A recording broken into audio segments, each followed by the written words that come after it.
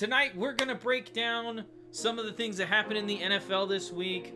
We got some big topics to cover, lots of beer to drink, lots of excitement on this episode, and it starts right now.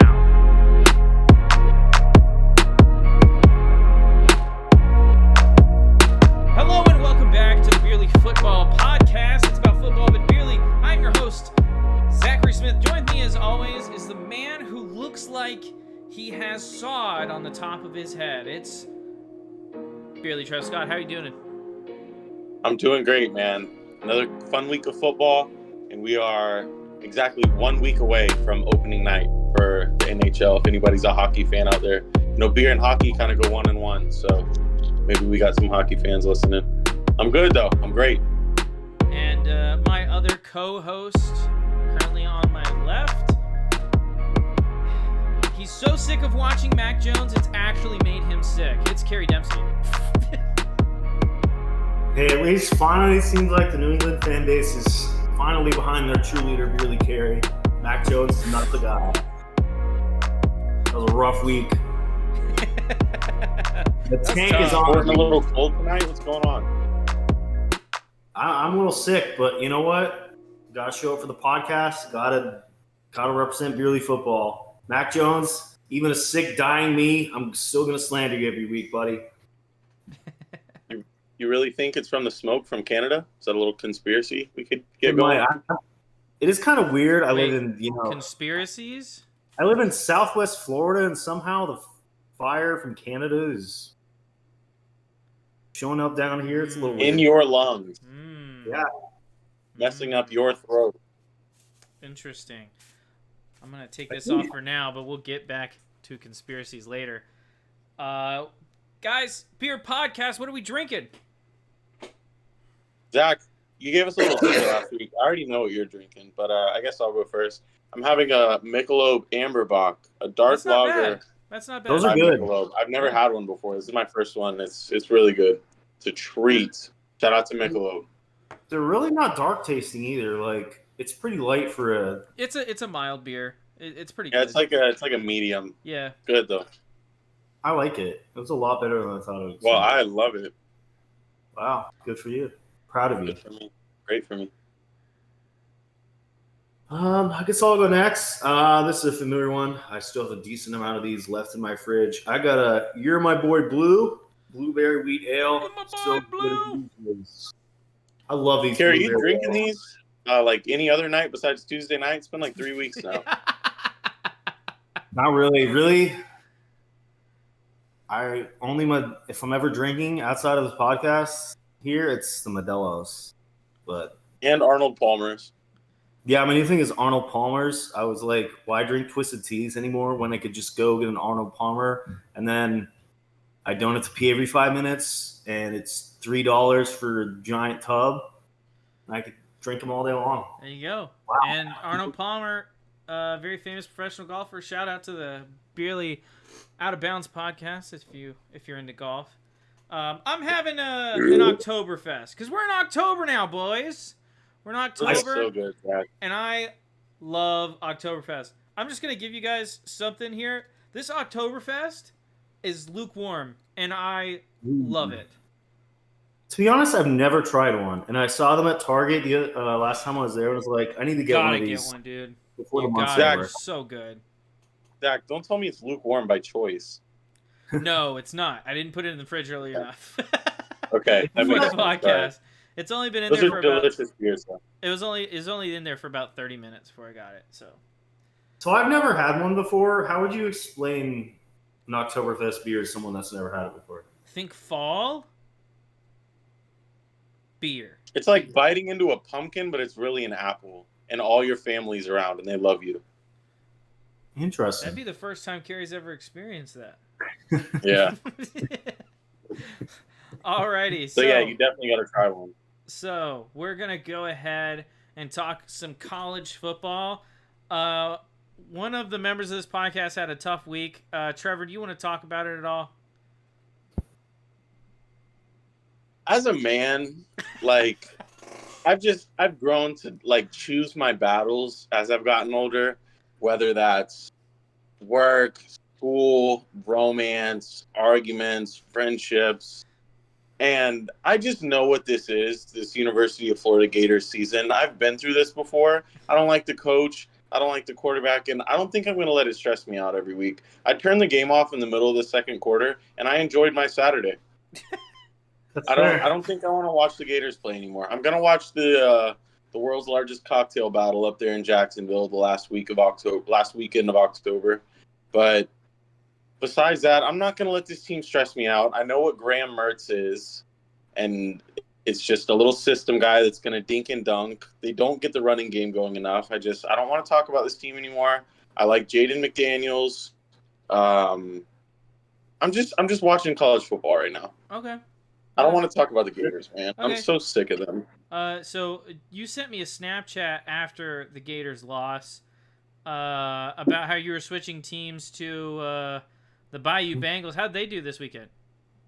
I was That was a drunk fun this game. entire weekend, so anything I said to anyone this weekend, don't take it to heart, all right? No matter what I said, no matter who you are, unless you're my mom and I told you I love you.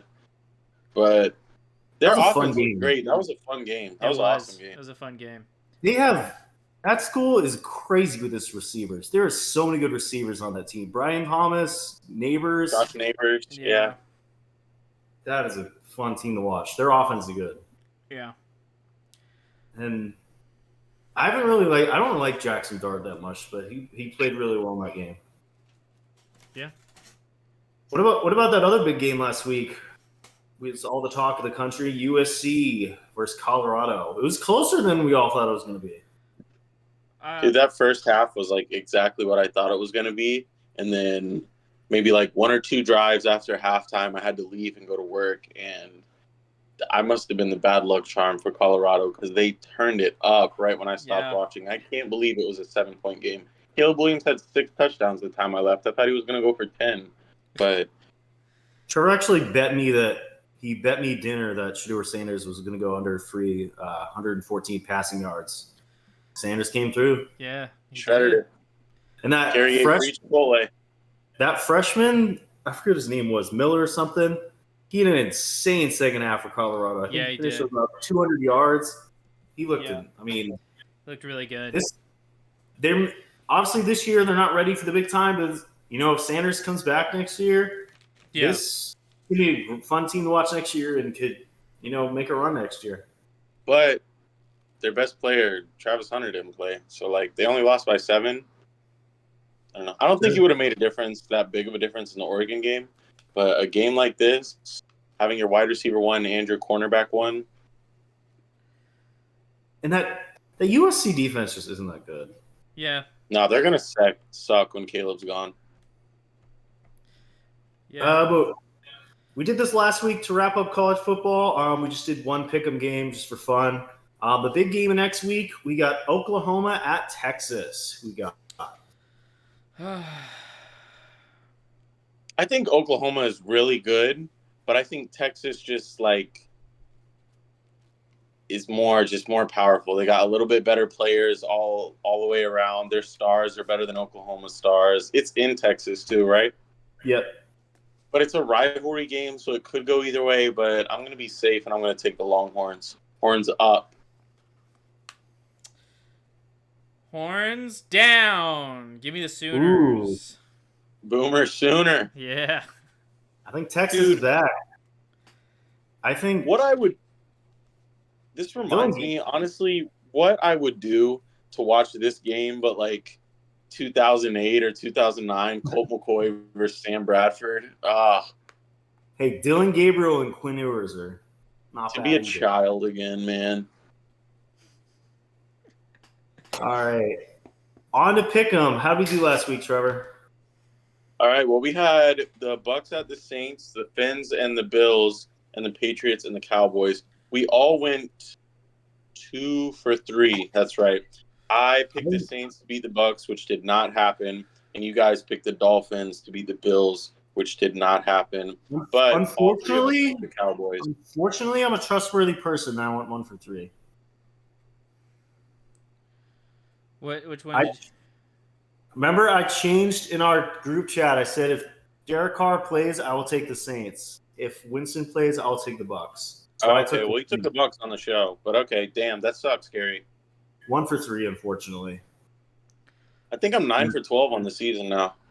You're doing pretty good. I'm still 2 back from Trevor, but I'm not in the bottom anymore. I just took the lead on Carey. You got a lot of football to play, boys. A lot of football to play. Was it 9-7-6? Yep, 9-7-6. Okay. Who won it? Did I win last year? Zach did. Zach did? Zach Stradamus, I think baby. me and you made it really close at the end of the season. Yeah, you did. I started choking my lead real bad. Yeah, I think I came back from like 10 games or something and almost. But, yeah, that sounds. I remember that. All right, Trevor, did we have any TikTok winners this week? Or did you even post it? Again, I forgot to post it, but dude, I promise I got it this week. Do you want me to do it? Give me the TikTok account. I'll literally give you the login. I'll send you the picture. We all gotta get on the TikTok. It could be anything, just drinking beers, anything. Yeah. So you just have to post the TikTok account in the group chat. That's all you have to do. I'll literally tell you the password on the. Do not do that. Right? Yeah. Anybody wants to log in? Well, we got some fun games this week coming up. Week 5. I do my job, so I actually have winners. I'm like you. Oh, you're right. Go ahead. Once again, a very low week for winners, but thanks for playing along with us. Every Friday, we'll post these on Twitter and Instagram, hopefully TikTok. Get all 3 right. We'll shout you out on the podcast. This week, we had 15 total winners. We had our first Instagram winner in a while, just won this week. So at Cardinals Hotline, follow them for Arizona Cardinals news. Check them out on Instagram. So congrats to them. And our Twitter winners this week, good job, all of you, and good luck this year. We got at LAX Dads 611-34860, retired LE. At D23 Travis, sports nerd from the Down Under. At RBat Sock 49, lifelong Democrat. At the Gun Show 55, a 2-time winner. At Tyler _Ludwig, Bills Mafia member. At Rodriguez Habla _ Puerto Rican Bills fan. At JS Sheritz, Jim, an independent thinker. At Chucky 9192, proud father and traveler. At Rainmaker 512, sports nut who loves to wager. At MPG CFO, husband, dad of Browns fans. At SF Dog Boy FTTB, Kuminga enthusiast. I didn't know there were Kuminga enthusiasts out there. Oh, definitely. At John D. Hicks 1974, peace, love, and tacos. At Bang Bills, Bills Mafia member. And at Dub _Lubber, he's here for sports and laugh. Congrats all of you again. Follow us on Twitter at Beerly Football or on Instagram at Beerly Football. You play along with us. All right, I'm going to go ahead and apologize for Trevor's camera's technical issues. We were trying to fix it earlier, but it's fine. People can deal with it. Well, if it's not cutting up right now, I'm doing the John Wall. So it's cutting up. You can still get the idea you're doing the John Wall though. Okay. It doesn't show the turn, Trevor. It doesn't show the turn. You're here, and then you're here. It's like a frame by frame John Wall. Shout out to John Wall. Alrighty, Zane. Golly. Same guy. All right, Trevor. What are the pick'em games this week? We'll start with the first one. So an AFC South matchup, but I'm not talking the Jags. We got the Titans traveling to Indy to take on the Colts. 2 very interesting teams going at it this game. This is a fun one. It's a fun one, I guess. Who's going to be ahead of the AFC South this week? I'm going to take the Titans, sadly. I love you, AR, but I'm going to take the Titans. I'm going to go with the Titans, too. You know, Titans have been Jekyll and Hyde this year, but Colts haven't won a game at home so far, and they're not really – I don't know. I still trust Taylor back this week? Yeah, but will he actually play? Who knows? I'm going to go – God. I'm not going to put a conditional on that, but – I'm going to go with the Colts. Okay. There. I hate both of these teams. Not just because they're AFC South teams. I just don't like them. They don't excite me. Like Derrick Texans Henry. Winning that? Huh? Texans honestly, right now, they have the most exciting team. Sure. Well, I'm a Jags the Texans fan, are going on the road. I'm a Jags fan, got the Jags jersey on, But the Texans are the most exciting team in the AFC South right now. I don't think they're the best team, but I think they're the most exciting. And they are going on the road to take on Zach's Atlanta Falcons, and that's our game 2 for Pick'em. Texans at Falcons. This is a tough one. See, there's no easy games for Pick'em. Like, even the teams that are supposed to suck, like, are good. I'm going to go... I don't want to pick this game first. I don't know. I want to see where you guys are at. I'm going to go... Give me Atlanta and a Desmond Ridder bounce-back game. I'm going Texans. I think this could be the end of the Ridder era and Heineke season coming soon. I love CJ Stroud so far. I think he's going to play well against Atlanta. By the way, who called that? He should have been the number 1 pick. Zach Stradamus. He did? Zach Stradamus. Wow. And our last game of Pick'em, I have a feeling we all might take the same team here, but we got the game of the week, probably the Cowboys heading to San Fran to take on the Niners. Who are you guys taking in that game? That's a good game. It's a good game, but I don't even know if I said for last game, but I'm taking the Falcons.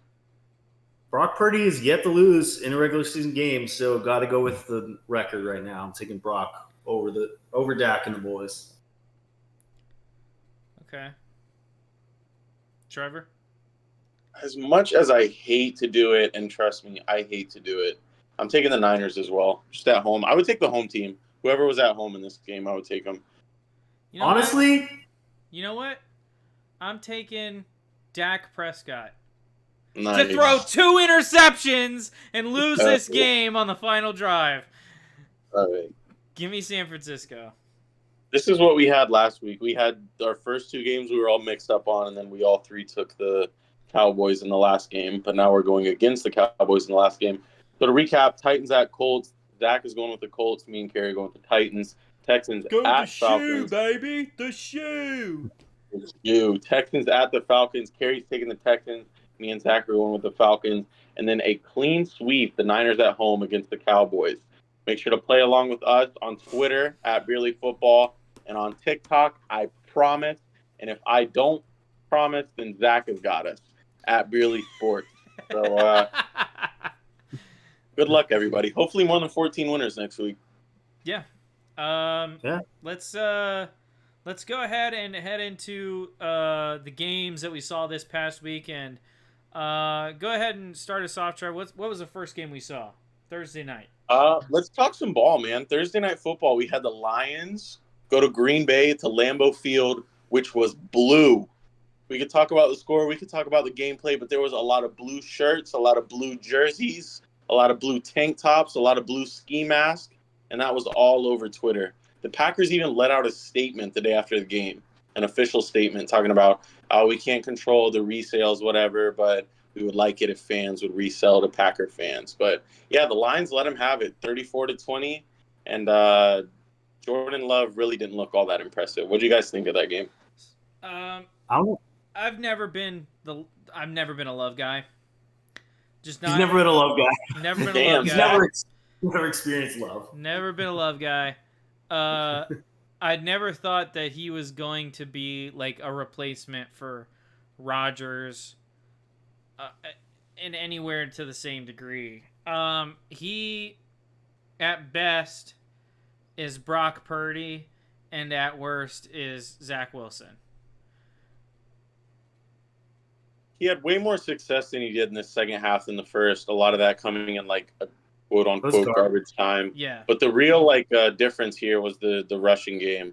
211 yards on the ground for Detroit against 27 for the Packers. My dad goes to sleep every night at 9 o'clock. He texted me at midnight asking if I wanted Aaron Jones for my worst player.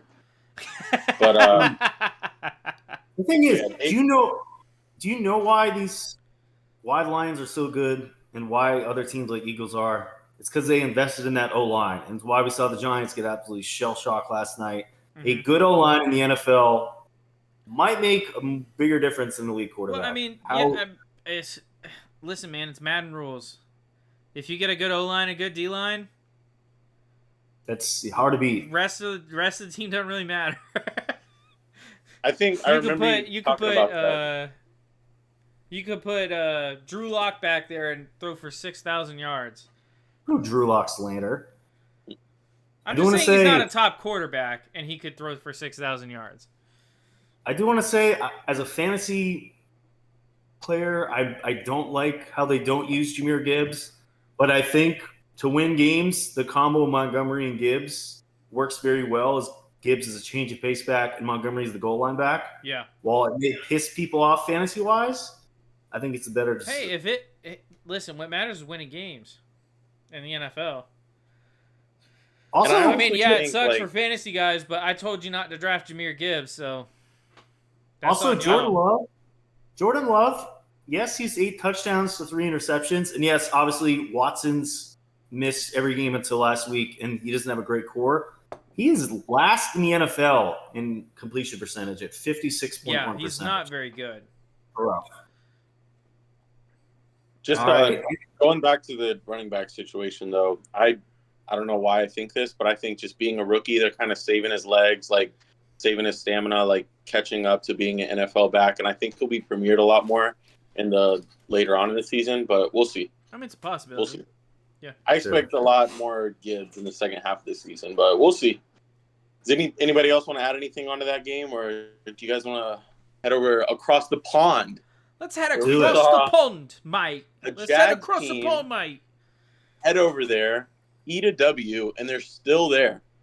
They're enjoying the city all week. They got a game against the Bills, but before they did that, they dominated the Atlanta Falcons and Desmond Ridder. 9:30 a.m. game. You had to have a very early beer to watch this game, but this was one that never really was close. Zach, Whether you I just watched want it on story or real life. Zach, I want to say a win's a win, and obviously Jags played well, but I feel like that should have been a bigger win. I feel like they could have won that game For 40-7. sure. There was obviously a win's a win, like you said. The defense looked a lot better than it had the past couple weeks. Obviously, Defense looked good. Obviously, the Atlanta Falcons I don't think is as good as the last two offenses that we faced. But I think that the Atlanta Falcons defense is as good or better than the last two defenses that we faced. So, saw the offense clicking a little bit more. Still not a huge fan of the play calling. Obviously, not having Zay Jones there limits our ability to stretch the field vertically a little bit. And when you have a quarterback like Trevor Lawrence, who's currently leading the NFL in big-time throws down the field, you'd want to be able to utilize that. So missing him as a weapon when the offense was actually clicking kind of stunk. But we do get Cam Robinson back, shoring up that left tackle spot. Probably moving Walker Little into guard is what the rumor is. So I mean, a win's a win. I wish it was by 50, but I'll take a W. I can give you guys a Jags by 50 if that's Please what you don't. want, Zach. Please don't. Like, Honestly, I can if that's what you really want, I could hook you up Please with don't. Please don't. I think, as we saw again, Desmond Ridder is not. He is the worst quarterback starting quarterback in the NFL, in my opinion. Zach Wilson, Justin Fields were both below him. Both completely outplayed him this past week. This is a good Falcon team. They have a good defense. This running game is great. A good line. They have good weapons. This team needs a better quarterback. If they had a better quarterback, this team could be a decent contender in the NFC, maybe.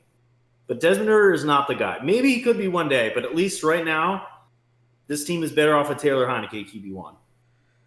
That was one thing I wanted to say about this game. I wanted to say one thing about the Falcons, one thing about the Jags. But about the Falcons, obviously Desmond Ridder, he's still very young. He was a 4th-round pick. He's not, nobody thinks he's going to pick up the world, put him on his shoulders. But we saw some rust here and there the first 2.5 weeks. But if it looks like what it looks like for the second half of week 3, and then this week, which was in London, for a couple more weeks, we'll definitely see Taylor Heineke 2-3 weeks from now if it keeps looking from that. Because I know Falcons fans are fed up. All the money they spent in the offseason, all the hype, the draft, they're kind of fed up with what they've seen in the past 6 quarters from Desmond Ridder. It's a winnable division right now too. That's Yeah, the thing. absolutely. Oh, respect the Bucks, baby. Well, I mean, I think the big mistake I've seen the last 2 weeks the Falcons make is, they're not leaning on the run game hard enough. They're just not. Well, they kind of did. They did in the second half, and that's what got them back in it a little bit, at least. Yeah, but I mean, like, Desmond Ridder shouldn't be throwing 31 passes a game. He should never eclipse 30 passes a game. With the way that offensive line is playing in the run blocking, he should never be throwing 31 passes a game. I think I saw something. Bijan is like top 5 in yards per attempt. So he's been great. He had 7.5 against the Jags last week. Yeah, 7.5 yards a carry. And meanwhile, Ridder almost threw 3 interceptions and like 5 passes. If the one Jags guy hadn't dropped that third one, I think he got a little Sam Darnold. I think he got a little spooked. Maybe it was the English weather over there. He played better in the second half, though, so we'll give him that. Listen, the real Josh Allen was on the field. Okay, he was applying pressure. All right, Zach. Let me ask you this. This was my one question about the Jags. Yeah. It seems like since about week 16, 17, and the playoff game, and then the games that they've won this year, I just want to know if you agree or disagree with this. Mm-hmm. It seems like lately when the Jags win games, I'm more impressed with, or I think it's because of their defense. Than the offense.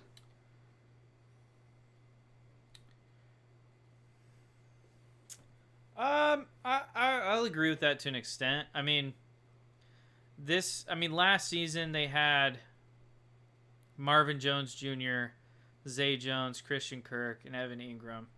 And Christian Kirk, Evan Ingram, and Zay Jones all had pretty good seasons. You add a guy like Calvin Ridley, who looked really good in game 1, and since then he's dropped a lot of passes. I'll just put it point blank. He's dropped a lot of passes. So, yeah, I mean, obviously offense has been lackluster. Also switched play calling duties over from Doug Peterson to that moron upstairs. But, the defense, I really like the Jags defense. I made a big stink about Trayvon Walker, which blew up on Twitter. Yeah. Last week. But I think Trayvon, he has a good game, but he's not a pass rushing threat for the Jags. He's just not. So I think the defense is good. You got a lot of young talent in the secondary and in the front seven. So I feel pretty good about the Jags defense. It's just about if we can get that offense clicking, and if the play calling will improve, we could stretch the field a little bit more, especially with a what should be a better O-line with Cam Robinson back. Right. Let's head back. Let's head back to the U.S. Let's do a game that I feel like we won't talk about too much. What do you guys? Any thoughts on the Vikings and Panthers? Shout out to the Vikings for getting their first win. Yeah, shout out to the Vikings for getting their first win. This one, that's always what happens. The one game Kirk sucks, they win. Yeah, that's so crazy, isn't it? Like his team can't play good for him when he's playing well. It's also the Panthers, bro. So funny. They're so bad. Are we still worried about Bryce Young, or is it still way too early? It's still too early. I actually heard. I don't know if you guys just want to give me like one person real quick who might be halfway available. But I heard that they're in the market and they're aggressively shopping for a wide receiver one, and not just any wide receiver one, like a bona fide, top of the top tier wide receiver one for Bryce Young. And they're willing to give up a lot for it. Who's going to be available? Like Devontae's not going to want to go play there. Yeah. No. Judy? But it's a trade situation, but Judy's barely a wide receiver one. I know. Like, they could get guys like that, but I don't think they're going to get a Justin Jefferson there. I actually do think they could get Jerry Jeudy. I kind of like that there. Yeah, fresh start for him. He's barely a wide receiver one. I mean, and the problem with that offense isn't the wide receiver core. The problem with that offense is that they can't protect Bryce Young, and Bryce Young can't see over the line. And they have no running game either. Miles Sanders has not been the guy they thought he was, and Donta Freeman is better than he was. By the way, shout out to Kerry. He was right on that. He was right on Miles Sanders. Rare win. But Rare. honestly, this team's 0-4. I don't think they're going to win many games. Maybe they have a shot at Marvin Harrison or your neighbors in later in the draft. Who? But Who? the Panthers. Their pick belongs to the Chicago Bears. The Bears have the top Oh, I 2 picks in forgot the draft that. right now. Yeah. That's right. Never mind. Panthers, you suck. You're done. Yeah. That's why they're trying to go all in on this trade, and they said they will give up a lot because they know they're looking bad and they don't have that first-round draft pick. All right, what you got next, Trevor? Yeah, let's not talk about the Panthers too much. This next game was a tale of two halves. It looked real bad in the first half, and the Colts almost came back to win it. The Rams over the Colts in overtime. This was a fun game to watch, and a really good tale of two halves for Anthony Richardson. Yeah. Looked really bad throwing the ball in the first half. Got some rushing yards, was able to get in the end zone in the second half. But the second half was just much better, just not enough to win it. And they're honestly playing a lot better than I think anyone expected them to. They 2-2 right now, could be 3-1, but I don't know. The Colts have been a fun team to watch. Yeah. I think Anthony Richardson has exceeded my expectations for him. Again, and we kind of saw it in the first half of this game, waiting for a team to kind of scheme and figure him out, and it looks like that's what the Rams did in the first half. And then maybe they took their foot off the gas a little early and allowed that team back into it. But he was missing a lot of throws too. But you could tell the arm was there, the zip was there on the ball. It's just a matter of accuracy, which is why I don't want to jump to any conclusions, but I don't want to be dramatic. I just want to say that I'm pretty sure, I'm actually very sure that every time I watch Anthony Richardson play that I'm watching a future MVP. So AR is doing it for me. That second half did it for me, man. He cleaned up a little bit. Give the brother a break. I mean, he's out here throwing low alley talks and everybody knew years. Come on. Andrew Ogletree was the leading receiver. Come on. But he was missing throws. I'm not gonna be out here lying. He was missing throws. Yeah. Nobody expected him to be perfect year one. He was always going to be a project. He's always going to be a project. It was going to take 2 or 3 years for him to reach his potential. But for a project guy, he's playing well. Yeah, he's playing much better than I expected. But I mean, we're talking way down the road before I think he can become elite, and that depends on how much work he puts in. I don't think anybody thought he was going to what I sent in the group chat today, where he has the second best, I think, rating or quarterback rating or something when it's in single coverage. It's him and C.J. Stroud, which is I don't think anybody could have guessed that, heading into the season. I don't think anybody would have thought said those guys will be the bottom two. Nobody thought how far apart Richardson and Stroud would be from Bryce Young. Yeah. That it's not even close between. Mm-hmm. All right, what? Just to flip to the other team real fast. This is all I really have to say about the Rams. You just traded in one of our fantasy leagues. You traded 9 receptions, 163 yards, and a touchdown. Puka Nacua for Josh Jacobs, who also had a solid day, but I'm not so sure that Puka's even going to slow down when Kupp comes back. I mean, Stafford is comfortable. He's producing. I mean, obviously. So here's my thing. Here's my thing. Obviously, right now, Puka is the number 1 guy, and the number 2 guy right now is Tutu Atwell, right? In terms of comfortability, they run the routes the way, and he's comfortable throwing to them. When Kupp comes back, which people are assuming is going to be this week, I'm not 100% sure if he's going to play or not. It sounds like it will. But I'm not 100% sure. Even if he does come back, Puka moves to the second slot, but he's still producing. Because teams are going to say, okay, well, we need to stop Kupp. They're not thinking we need to stop Puka. They're going to be thinking, okay, he just got his triple crown wide receiver back. Let's double, triple cover, find a way to box that guy in. And then Puka is on one-on-one coverage. And from everything I hear, his success is largely based on him being a sponge of all the things that Cooper Kupp's telling him in a training camp. And saying, okay, this is what Stafford likes you to do. This is how you get open on these routes and blah, blah, blah, blah. And from what I understand, he's just been taking notes on Cooper Kupp's game. So now you have 2 Cooper Kupps for the Rams, Now you have to kind of pick and choose which one you want to double, triple cover because you can't do it to both of them. But I think we all know I know it's Cup pretty is way obvious more he's explosive. not. It's pretty obvious once Cup there, he's not going to put up the numbers that he had been putting up. And obviously, my team, I have Alexander Madison as my RB2. I'd rather have Josh Jacobs. And I have Chris Olave and Devontae Adams and Michael Pittman at wide receiver. So I was already loaded at wide receiver, didn't really need it. He's kind of just a bonus for me. I got off waivers. So okay. I'm 4-0. I'm sure it's going to hurt a bit, but I think in the long run it'll pay off. Okay. We'll see. Well, I mean, hey, listen, you're making a play for late season, and I appreciate that. Yeah, exactly. I'm a guy who was 1-4 2 years ago with Christian McCaffrey, and I traded him away after week. It's either 1-3 or 1-4, and I traded him away after week 3 or 4 or 5, and ended up making the playoffs. I wasn't a good team, but I made the playoffs. So I understand trading a valuable guy or a guy that's scoring a lot of points for you to get some either depth or to fill a spot that you need more than a wide receiver.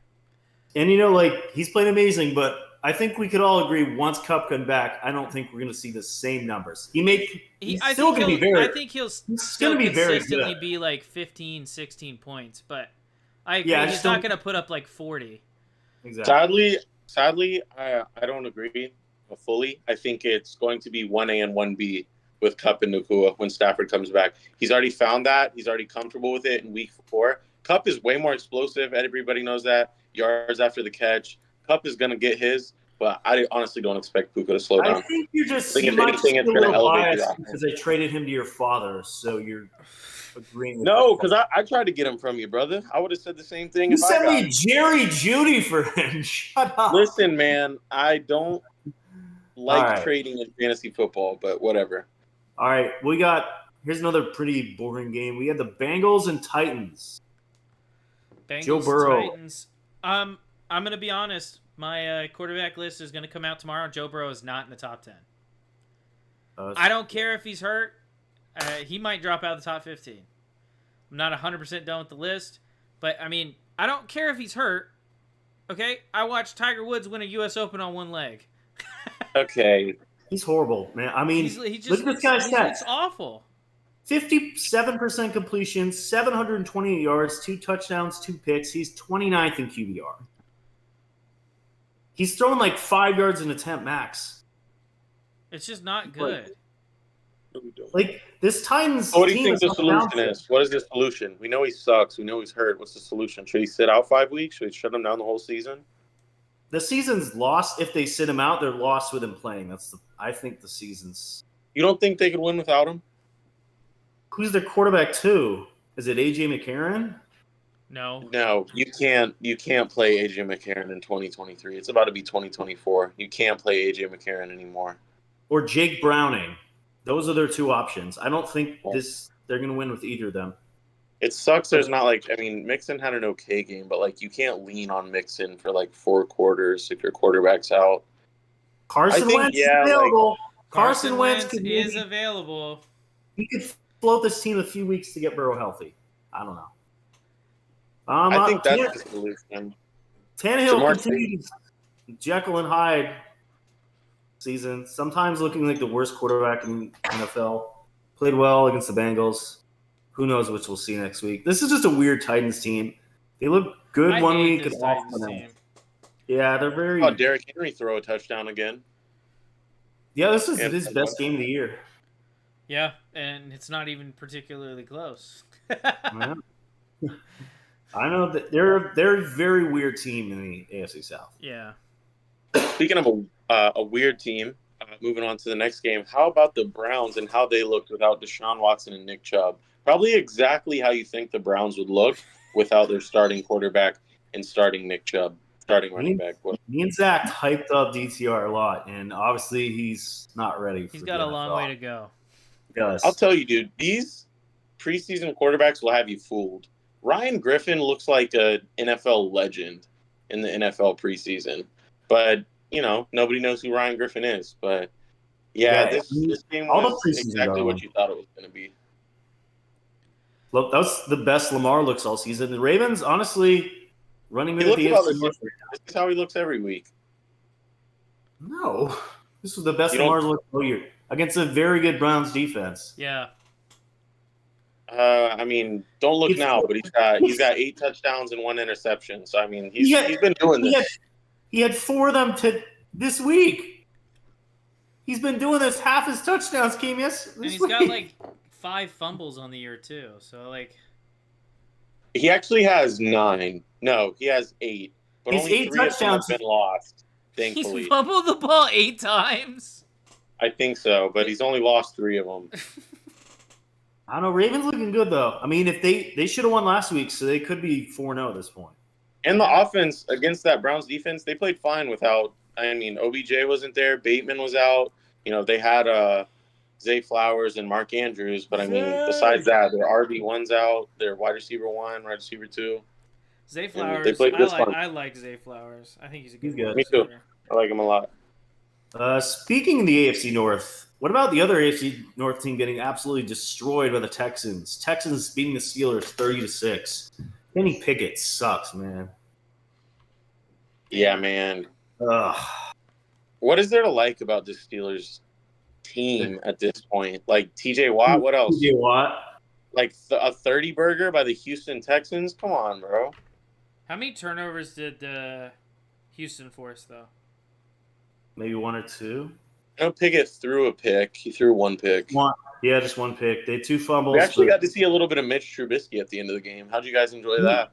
he might be starting this week, actually. I don't hate that. I don't hate that at all. Give it to Let's not act Mitch. like Kenny Pickett has the keys. I think the real story of this game is how good CJ Stroud has looked. Yeah, he's looked incredible. I mean, I said it before the draft. I think he's got the most. He's the most polished passer out of this draft class. I don't think it's particularly close. I think Bryce Young is a decent leader and he's got an okay arm, but I don't think He's accurate. I don't think he's near as polished a passer as C.J. Stroud. Obviously, Anthony Richardson's probably got more arm talent than both those guys, but it's about being able to polish that up and throw accurate passes on a consistent basis. And with CJ Stroud's success, he's really done something for Nico Collins, too. Yeah, Somebody he has. who 4 or 5 weeks ago you said, who? Nico Collins? He's got over 400 yards and 3 touchdowns already. And, Yeah, he's it's playing been 4 well. weeks. He's So, playing well with he's a been good quarterback under center. Don't forget Tank Dell, too. He's had a good start. Yeah, to the Tank offseason. Dell. I've been impressed with this production. Didn't have a great game last week in terms of production, but Mhm. And Robert Woods is kind of, he's not the number 1 option, but he's had decent few games also. I mean, Yeah. for a receiving core that wasn't supposed to be good, they've done pretty well early on. All right. Should we head to the snoo? Was supposed to be the battle for the worst, Broncos and Bears, which actually turned out to be a decent game. it's a decent Right. game because both teams sucked. Okay, they both suck. They both suck. Just because you have a bad offense, play a bad defense, yeah, they're gonna put up points. By the way, if I was a Bears fan right now, you know how Trevor, you said last week, if I was a Broncos fan, I wouldn't even get excited on Sundays. If I was a Bears fan, I would actively like stay in bed longer on Sundays. No, actually, this Sunday, I don't know who the Bears are playing, but I think there's a WNBA Finals game on this Sunday. So, The Bears play any on Bears Thursday. fans, Bears are on Thursday Night Football, unfortunately. So we have to watch the Bears on prime time. Yeah, there's a game on Thursday night, too, a WNBA Finals game. I just want to say, these were 2 hated on quarterbacks, and yes, they're against bad team, but Russell Wilson has played like old Russ this year. He's looked better, though his team has sucked. And Justin Fields, for all the hate he's gotten, played probably the best game of his career. He looked, as a passer, he looked great in that game. He did. Obviously, he had a couple mistakes at the end, but an insanely good first half.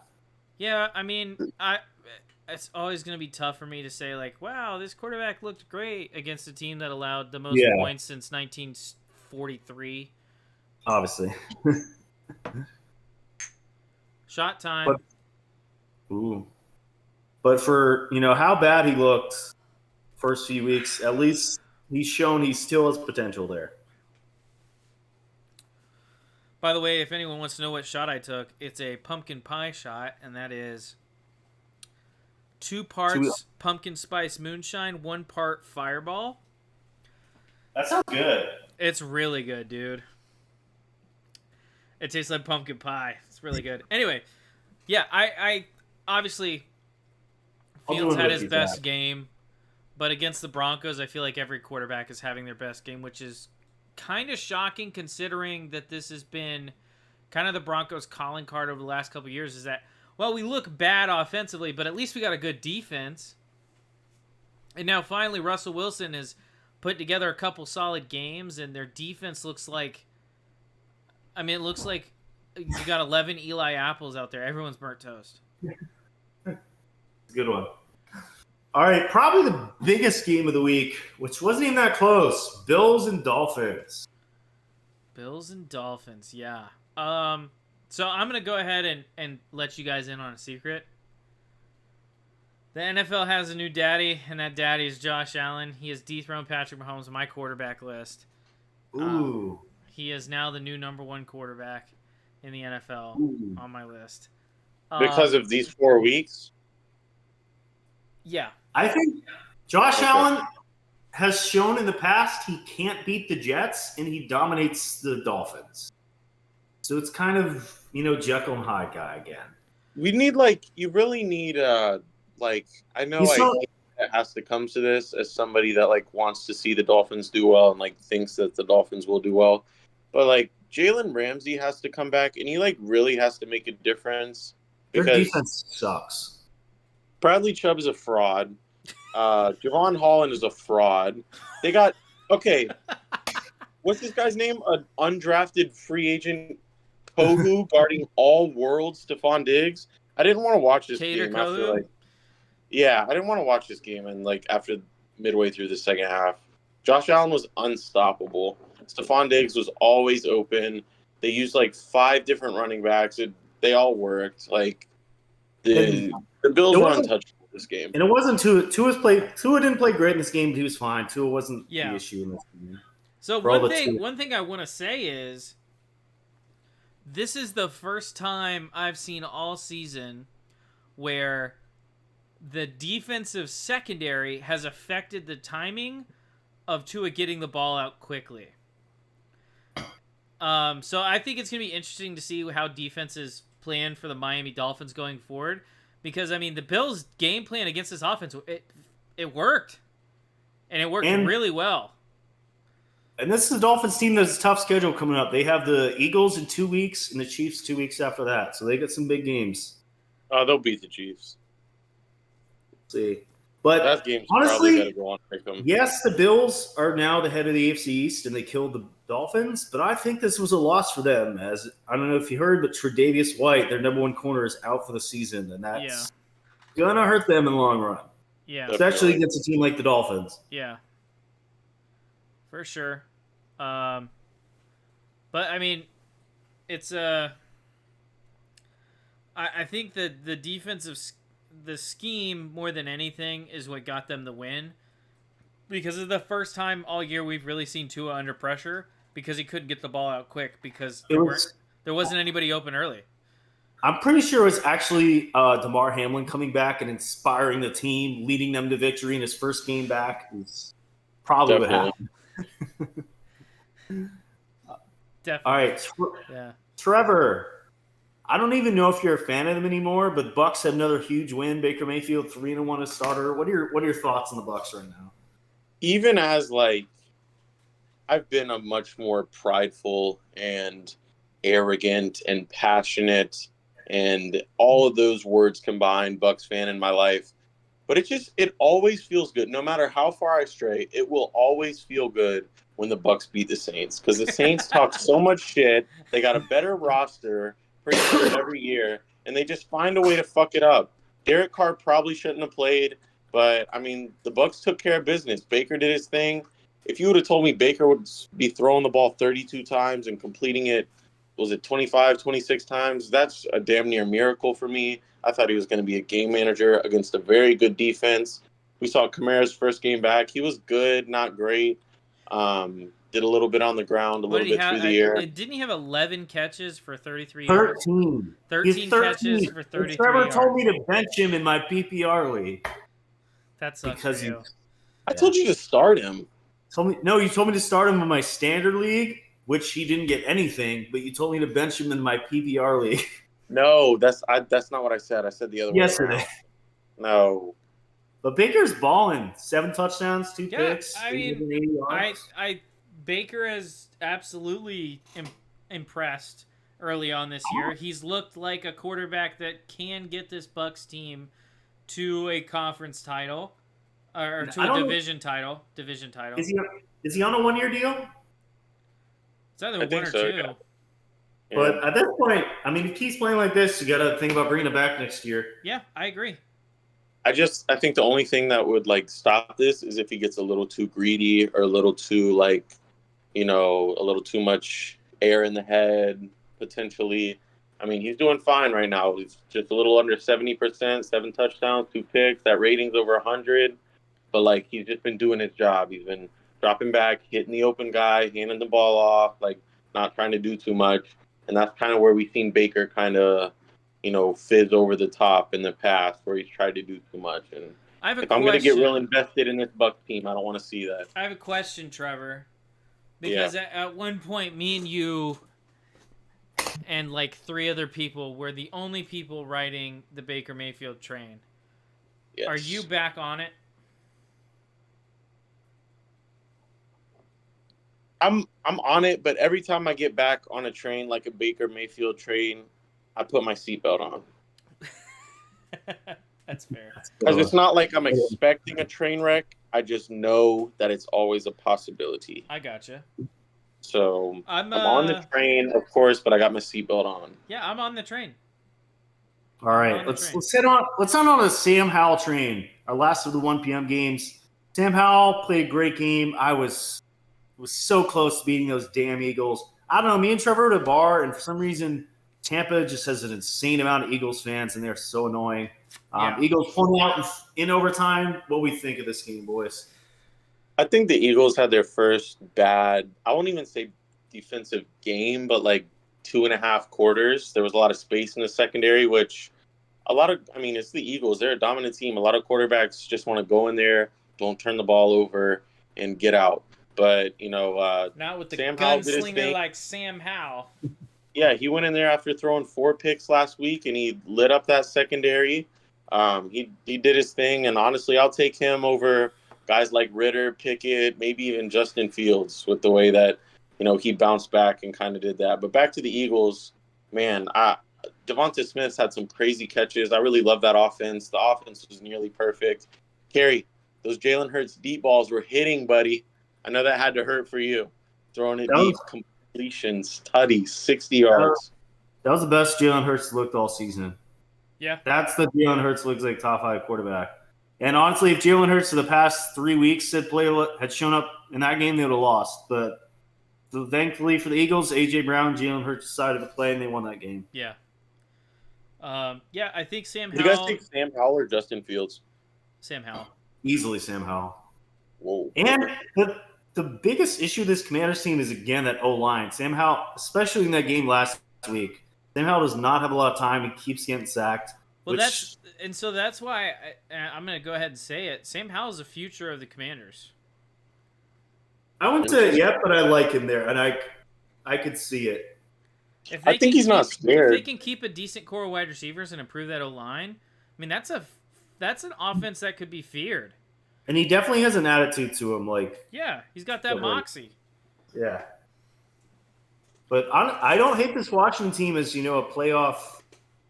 a wild card team. They have a very easy schedule coming up. They got the Bears this Thursday. Then they have the Falcons, Giants. So, this is a team that very well could be, 5-2 in a couple weeks. Yeah. All right, on to the 4 p.m. games. Let's start out with the disaster of the New England Patriots. 38-3 loss. Bigger loss than that. Matthew Judon's out for at least 2 months, possibly the season. Christian Gonzalez also went down. Mac Jones is awful. This season is over. The tank is on. I want a quarterback. That's all I'm going to say. Cowboys defense looked great. Dak once again did literally just game manage the whole way. But this Patriots season is over. I do not want to see them win a game the rest of the year. I want a quarterback. I am sick of Mac Jones. Yes, he doesn't have weapons, but come on. Enough's enough. This guy is not. You think Dak just game managed against that defense? 82%. He did his thing. It's been 4 games and he's thrown 1 interception. I'm cashing in on whatever that bet was. 260 yards, a touchdown. If that was Herbert, you'd be like, oh, touchdown manager. We'll get there when we get there. Defense carried him. 38-3, though. I don't have much to say He was about carried by his defense. They had 2 defensive touchdowns in that game. Dak was fine again. He's not been. I'm not out here saying he should win MVP. I'm just saying he was good. He's everybody we heard all offseason. He's game manager good. He's thrown 1 because they don't let him throw. They don't let him throw. He threw the ball 34 times. He just manages the game the whole time. By doing what? Sitting there with his thumb up his ass? He threw the ball 34 times. Oh, man. He threw the ball 34 times. What do you mean they don't let him throw? Wait, he threw the ball 34 times and only had 200 and something yards? That's Justin Herbert. Justin Herbert is worse than that. Let's talk about it. Mac Jones is a bottom 5 quarterback. He did not look good. I don't think Mac Jones is an awful quarterback.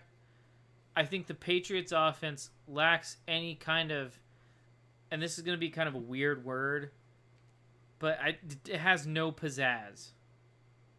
It's fair. They have no run game. The run game sucks this year. The line sucks. The receivers aren't good. Yeah.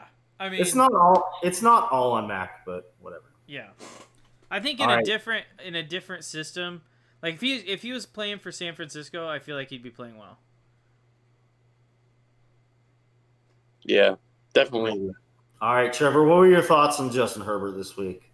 I think he'd be I mean, I've heard a lot about that injury. Like, obviously, like, I want to know about, like, what guys' injuries are. I've heard that it was, like, I don't know. I've heard some people say he's such a warrior for playing through it. And then I've heard some people say it was just, like, a ingrown nail and, like, a big rip on his finger. Like, it was on his unthrowing hand. I mean, like, he didn't do anything. Like, nobody's going to, I mean, please, guys, don't say that Justin Herbert was, like, amazing this week. Like, please don't do it to me. I mean, but. He did enough to win. He rushed. When has Justin Herbert rushed 12 times in a game ever? Okay, 12 rushes for 27 yards. What should we do with that information? 2 tutties. The fact that he attempted 12 times, he couldn't throw. Herbert was not playing healthy, and he lucked out in the end. I can agree with that. That was the lowest yardage game of Herbert's career. He wasn't healthy. He didn't do much. He did enough for them to get the win, and that was about it. And he had like a 40-yarder. But I wouldn't credit this win to, Justin Herbert. I mean, he played injured. He played fine, sure. But, like, as bad as their defense was week 1, they really turned it around since then. They played well the past 3 weeks, and they won them both of their games the last 2 weeks. So props to them. 6 sacks for Khalil Mack. What is this, 2015? I saw that, and I thought it was fake. I thought it was he tied Josh Allen for sacks this year. And for all the, AOC hype and that he was going to start hard over Jimmy. Oh, hear all AOC. Yeah, the first time I heard that, too, I was very confused. AOC, I was thinking the Congresswoman from New York. She's sexy, dude. Jimmy's still the guy here, but the Raiders season is going downhill. Raiders fans seem to hate Josh McDaniels. And Josh McDaniels does not seem to be a good fit there.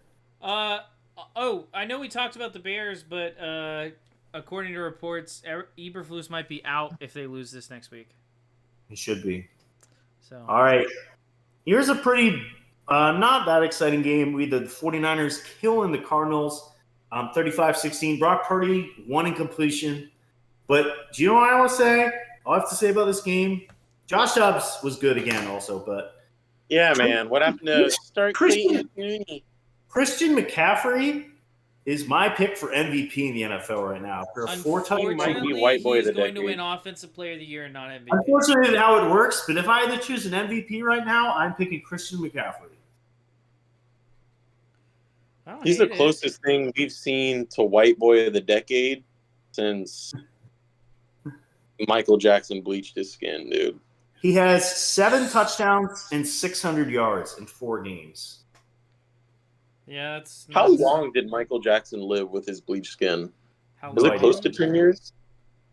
Like 5 years? He lived with it for a long time. And Zach, we're still not any closer on Purdy after a 1 incompletion game. He's now first in QBR, no interceptions, no losses. Even the Brock Purdy hater Ted H6 has started to accept that Purdy is the guy. Still the same place you were? Hold on. I want to look up some stats real quick. I'm just curious. Oh, something. God. But y'all keep talking. All right, let's head to the other game while Zach looks it up. Chiefs-Jets, Sunday Night Football. Zach Wilson played a good game. That's probably the best Zach Wilson has ever looked. I have a special hat for this occasion. All right, we can continue. Zach Wilson, he had a couple turnovers at the end. He outplayed Patrick Mahomes, and Patrick Mahomes has not looked that good this year, honestly. Two bad interceptions. This Chiefs team doesn't look that great. Unfortunately, I was not able to make this game. I won't comment on it, but shout out to Pookie for looking good, man. 245. I hate that the fumble had to happen to him at the end, but shout out to Pookie. I was passed out for the entirety of this game. I woke up at 1 o'clock in the morning, and I thought it was 6 p.m., and I didn't know where everyone went. I didn't know why it was dark outside. I got a lot of rest that night, so had a very productive Monday. Zach, do you have any thoughts on this with your little hat on? Okay, yeah. So, listen, I'm not a big conspiracy guy, as you can tell. Neither is the football gnome, okay? But we need to have a conversation about some questionable calls late in that game because... I agree. Okay, number one, I'm going to talk about just a missed call, just a blatantly missed call. 3rd and 22, Patrick Mahomes, under pressure, is able to scramble for a first down. But, oh, wait!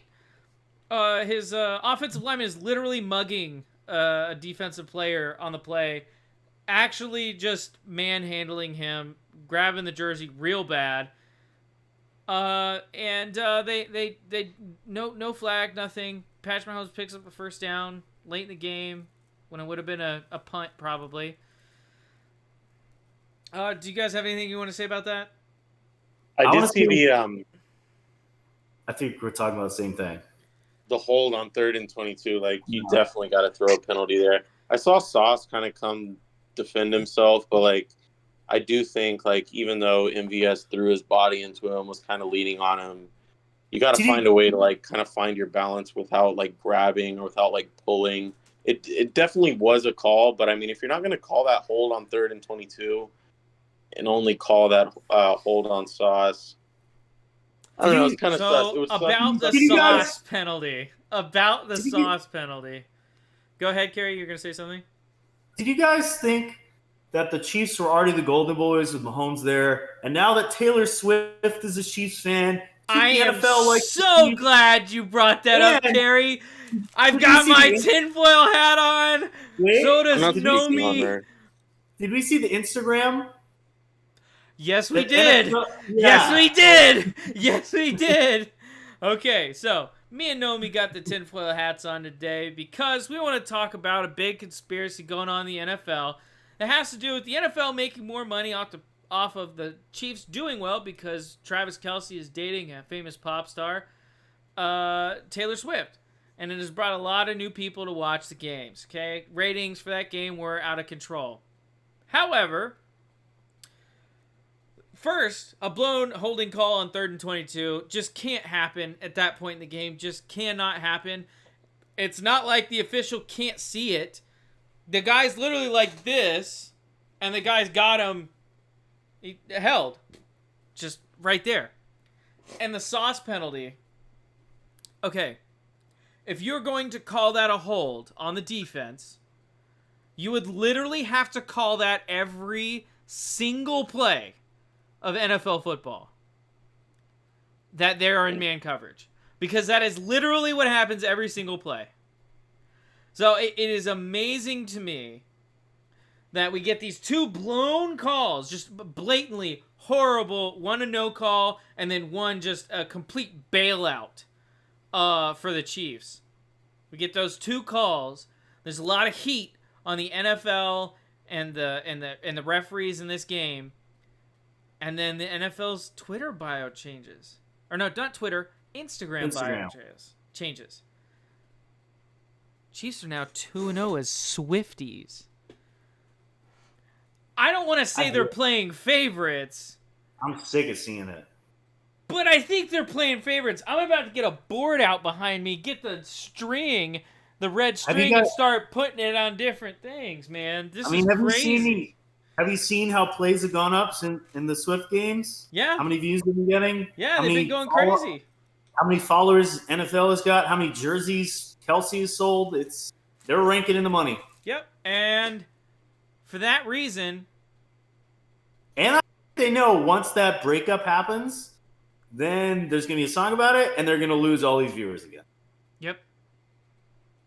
It depends on how they break up, though. Nope, it does not at all depend on how they break up. I will put money Travis Kelce will cheat on her with a black girl. But what if she doesn't find out? I don't know. Dude, can we make that a quote and put it on Twitter? I will bet money that Travis Kelce is going to cheat I on might Taylor have Swift to with a cut that out girl. of the podcast. I'm okay with wearing a tinfoil hat and bringing Nomi out, but I don't know if I'm okay with that. How about I bet that Travis Kelce will cheat on Taylor Swift at some point, and then that's why they'll break up. Just no racial implications, just cheating, you know? Okay. That's more friendly. Is it going to be with a girl, though? It's going to be a girl, yeah. I think he's straight, maybe. Okay. You never really know with these football players. Let's wrap up our last game. It was a disaster last night. Giants, I think, get 11 sacks. I just want to say, yes, Daniel Jones sucks. The Giants' offensive line has been awful since Eli Manning was there. How have they still not fixed this years later? It's because when they draft a guy like Evan Neal, he sucks. True. Evan Neal is awful. Did you see him in that one play in pass protection? Just absolutely whiff. He's not even trying. I felt so bad for Daniel Jones. Yes, he sucked. That man had a second and he was getting hammered, and then he ran 10 times. That man. I wish honestly though, I wish that was my life. He needs to go to a massage therapist right now because that man. Give me a second, and I get to get hammered, bro. It was getting funny last night because I had the Seahawks defense. It was just like snaps the ball down, snaps the ball down. Yeah, the problem with the Giants is not Daniel Jones. The problem with the Giants is, like we talked about with Kerry brought it up earlier, if you don't control the line of scrimmage, you're not going to win football games. If your offensive line is terrible, if your defensive line can't put pressure on the opposing quarterback, you're not going to win football games in 2023. And I think you're seeing it this year more than ever. Teams with good offensive lines are winning games. Teams with bad offensive lines are losing games. Unless, of course, one of the players is dating Taylor Swift, in which case you can commit penalties, and get calls bailing you out late in games like the Chiefs have gotten for the last 4 freaking years. Anyway. My last thing to say before I hit in rapid fire, Devin Witherspoon was so fun to watch last night. He played great. Yes. I think his defensive rookie of the year odds went from like 1,000 to like 150 or something. He might be the new favorite. He was fun to watch. All right. He looks good. Rapid fire. Let's do it rapid this time. No thinking, just rapid thoughts. All right, boys? All right. Deal. All right. Start one, bench one, cut one. Phillip Rivers, Matt Ryan, Matt Stafford. I'm starting Rivers, benching Stafford, cutting Ryan. Wow. I'm gonna cut Matt Ryan too. I'll bench Rivers and I'll start Stafford. I'm gonna start Stafford, bench Ryan, cut Rivers. All right. Describe OBJ in one word. Washed. Old. Hands. Is CMC the best running back in the NFL? Yes. Yeah. It's either him or DeAndre Swift. I'll say yeah. If both these quarterbacks were in the same draft, who do you want your team to pick? Tim Tebow or Daniel Jones? Easily Tebow. I don't know. Tebow, because I like him. Honestly, Tebow was my childhood, so yeah, that was your childhood. I'd take Jones. Name a worse NFL franchise than the Chicago Bears, the Cleveland Browns. I guess it is the Browns, yeah.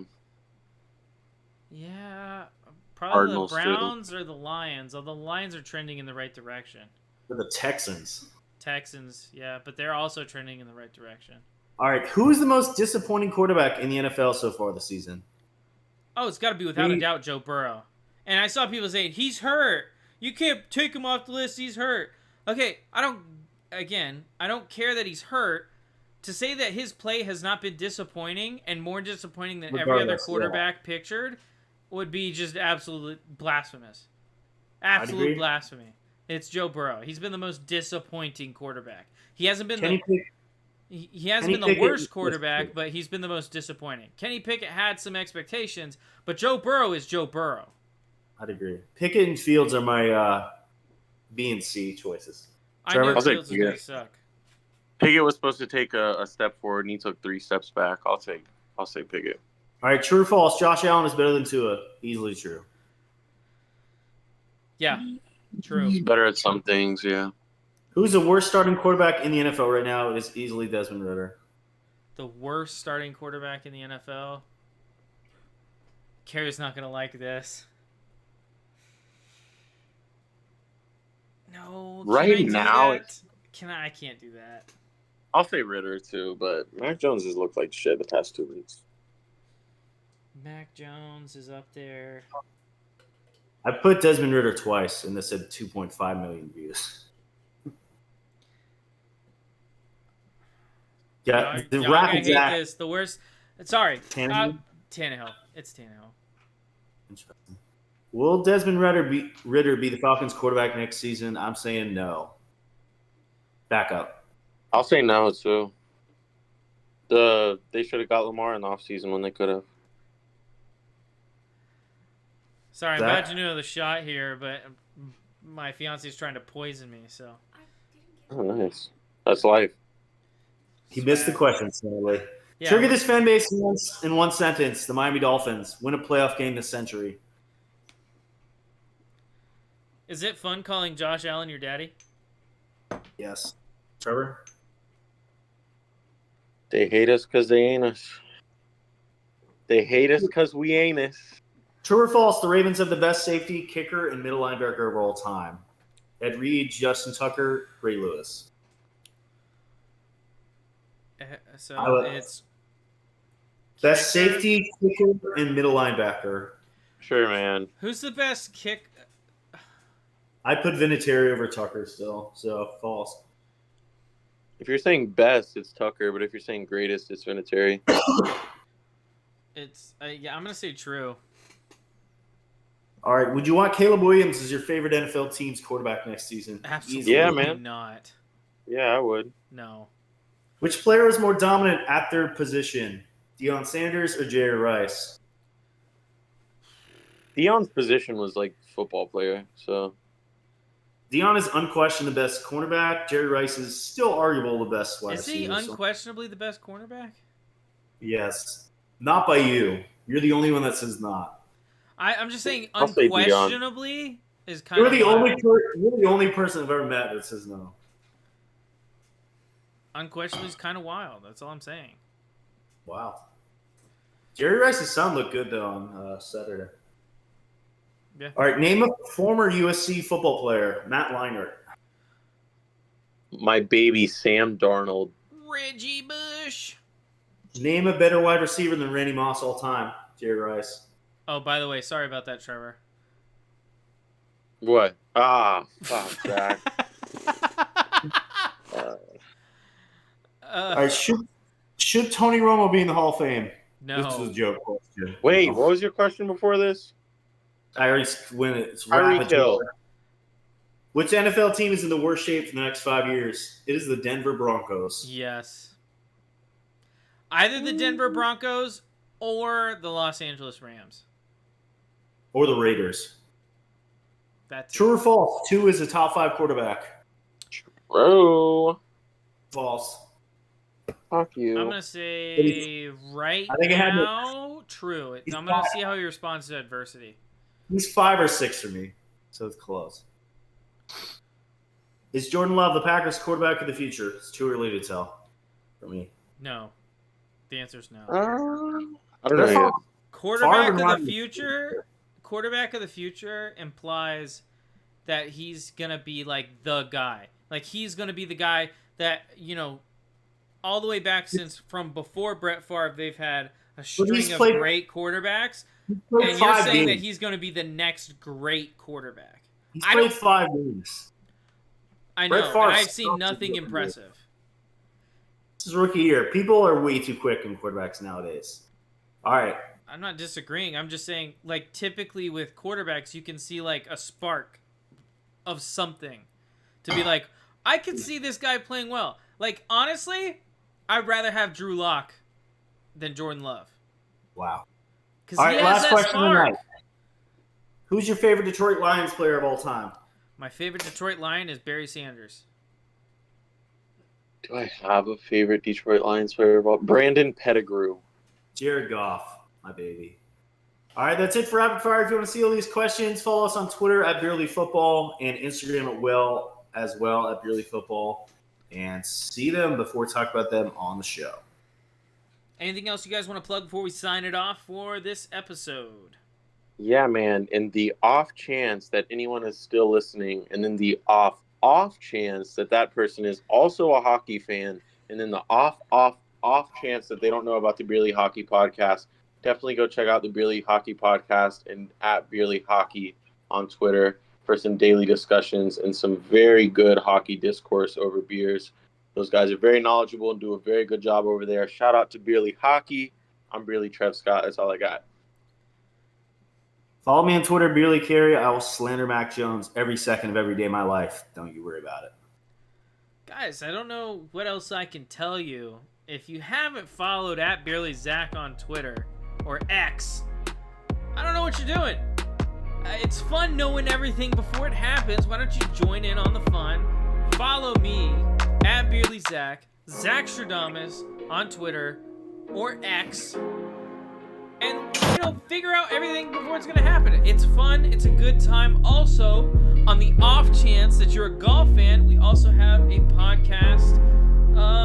Beerly has just introduced Beerly Out of Bounds, the Beerly Golf Podcast. So make sure you check that out. We did some Ryder Cup coverage. And again, guys, I can't stress this enough. When Vegas was picking USA to win 16-14, guess who picked Europe? Guess who picked Europe? It was Zach Stradamus. So make sure you go check that out. It's Beerly on Apple Podcasts, Spotify, Google Play. But if you want to keep getting these episodes of Beerly Football, make sure you follow us on YouTube, Apple, Spotify, Google Play, anywhere you can find this excellent show. Make sure you follow us and you can check us out every single week throughout the NFL season. And we'll keep bringing you guys more content.